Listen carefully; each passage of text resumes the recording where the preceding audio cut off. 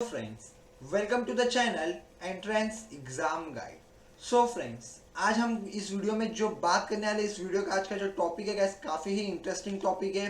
जी हाँ गाइस, आज हम इस वीडियो में देखेंगे कि how to become an IRS officer. जी हाँ गाइस, आप आईआरएस ऑफिसर यानी कि इंडियन रेवेन्यू सर्विस ऑफिसर आप किस तरह से बन सकते हैं, उसकी क्वालिफिकेशन क्या है, एलिजिबिलिटी क्राइटेरिया क्या है, सैलरी कितनी रहती है, फिर साथ ही साथ गाइस उसमें जो आप कितनी बार अटेम्प्ट कर सकते हैं, एप्लीकेशन फॉर्म कब रिलीज होता है, यानी कि स्टार्ट टू एंड हर एक चीज डिटेल में डिस्कस करेंगे हम आईआरएस के बारे में।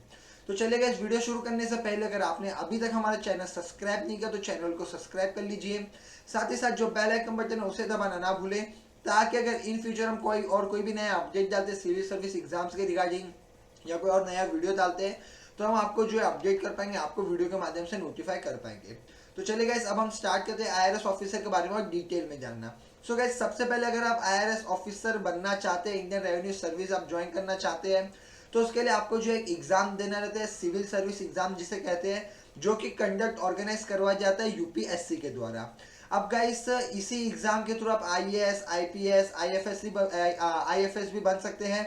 लेकिन जब आप इसका एप्लीकेशन फॉर्म फिल करते हैं, ये सारे ही पोस्टों के लिए यानी कि आईएएस, आईएफएस, आईआरएस, ये सारे पोस्टों के लिए एक ही एग्जाम है, सिविल सर्विस एग्जाम, जो कि कंडक्ट करवाया जाता है यूपीएससी के द्वारा।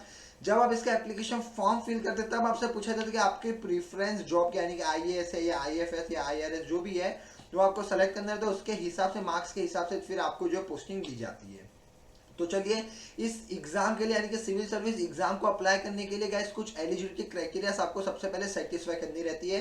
तो पहले हम उसके ऊपर जो है हाईलाइट्स डालते हैं। तो सबसे पहले आप लोगों को जो है अपनी एजुकेशन क्वालिफिकेशन के बारे में बता दूं कि गाइस, आप जो है ग्रेजुएट रहने चाहिए, या तो फिर अगर आप लास्ट ईयर अपियरिंग कैंडिडेट है यानी कि आपका रिजल्ट के लिए वेट कर रहे हैं, तो भी आप इस एग्जाम के लिए एलिजिबल है, यानी कि एजुकेशन क्वालिफिकेशन को आप पूरी तरह से सेटिस्फाई करते हैं।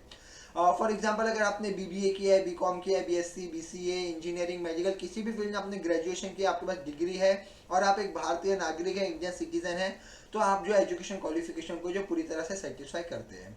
नेक्स्ट बात करेंगे एज लिमिट की। So guys, education qualification set हो गया तो आपको अपना एज लिमिट देखना है कि आपकी एज कितनी है, आपके एज के हिसाब से आप जो इस एग्जाम के लिए अप्लाई कर सकते हैं या नहीं। सो गाइस, अगर आप यहाँ पे जो एज है वो कैटेगरी वाइज डिफर करती है। अगर आप जनरल कास्ट से बिलोंग करते हैं तो एज आपकी मिनिमम एज लिमिट 21 रहेगी, मैक्सिमम 32 है। ओबीसी के लिए मिनिमम 21 है और मैक्सिमम जो है वो 35 है। And then last SC ST यानी कि शेड्यूल्ड कास्ट और शेड्यूल्ड ट्राइब के लिए जो मिनिमम 21 ईयर्स रहेगी और मैक्सिमम जो है वो 37 ईयर्स रहने वाली है। जम्मू कश्मीर माइग्रेंट्स के लिए 21 मिनिमम, 37 मैक्सिमम है। और गाइस, यहाँ पे भी बात करेंगे हम फिजिकली चैलेंज स्टूडेंट के लिए, जो हैंडीकैप्ट है उनके लिए जो 10 इयर्स का एज रिलैक्सेशन है, यानी कि 42 इयर्स आप लोगों का जो रहेगा वो मैक्सिमम एज लिमिट रहेगा।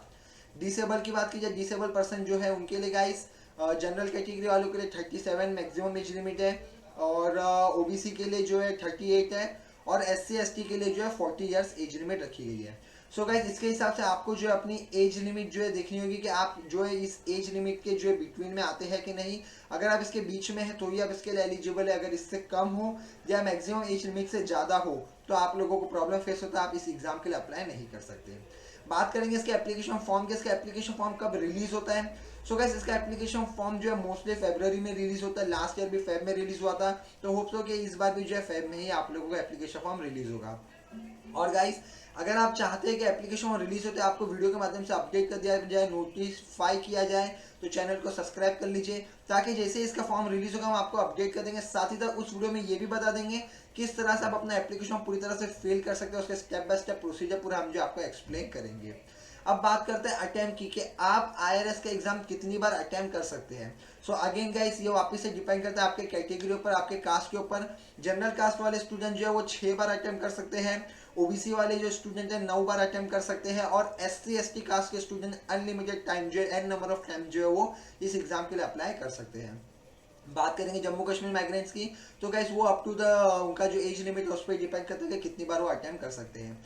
अब गाइस, काफी सारे स्टूडेंट्स को ये सवाल रहता है कि हमारा जो अटेम्प्ट कब काउंट होगा, यानी कि अगर सिर्फ एप्लीकेशन फॉर्म फिल कर दिया हमने तो अटेम्प्ट काउंट होगा, या एग्जाम के लिए अप्लाई करेंगे तो अटेम्प्ट काउंट होगा। तो मैं आपका ये डाउट क्लियर कर देता हूँ कि अगर आपने for example application form fill किया एप्लीकेशन फिल करने के बाद आप उस एग्जाम के लिए अप्लाई करते हैं तो आपका ऑफकोर्स जो है काउंट होगा। लेकिन एप्लीकेशन फॉर्म फिल करने के बाद आप उस एग्जाम के लिए अप्लाई नहीं करते, यानी कि जो प्रीलिमिनरी एग्जामिनेशन है आपको उसके लिए अटेम्प्ट नहीं करते, तो आपका अटेम्प्ट काउंट नहीं होगा। यानी कि अगर गाइस एप्लीकेशन फॉर्म सिर्फ फिल करते हैं, आप एप्लीकेशन फॉर्म जो भरेंगे रजिस्टर करेंगे एग्जाम के लिए, तो आपका अटेम्प्ट काउंट नहीं होगा। उस एग्जाम के लिए आप अटेम्प्ट करते हैं तो ये आपका एक अटेम्प्ट काउंट किया जाएगा। अब गाइस ये था अटेम्प्ट के ऊपर। अब बात करेंगे हम यहाँ पे इसके एग्जाम पैटर्न के बारे में। सो गाइस इसका एग्जाम पैटर्न हम इंडायरेक्टली कह सकते हैं 3 पार्ट में डिवाइड है, preliminary examination, mains examination, then lastly interview. So guys preliminary में 3 पार्ट्स जो इसमें रहते हैं। मीन्स फॉर एग्जांपल आप बोल सकते हैं कि इसका जो पहला जो प्रीलिमिनरी एक टाइप का जो क्वालिफिकेशन एग्जाम है, उसमें 2 एग्जाम्स होते हैं। अगर आप उसको क्लियर करके क्रैक कर लेते हैं उसके बाद आपको जो है मेंस एग्जाम देने दिया जाएगा।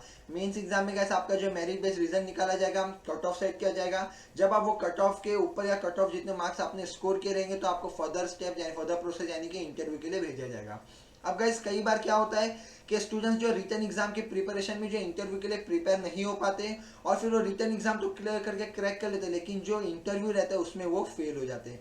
फिर गाइस इंटरव्यू में फेल होने की वजह से उन्हें फिर से स्टार्ट से शुरुआत करनी पड़ती है, फिर से प्रीलिमिनरी एग्जामिनेशन, फिर मेंस एग्जामिनेशन, देन इंटरव्यू तक वो पहुंच पाते। तो गाइस इसीलिए आपको अपने रिटर्न एग्जामिनेशन के साथ साथ इंटरव्यू के ऊपर भी ध्यान देने का। इंटरव्यू यानी कि आपका personality development, way of talking, dressing sense, हर चीज़ आपको जो है डेवलप करनी होगी।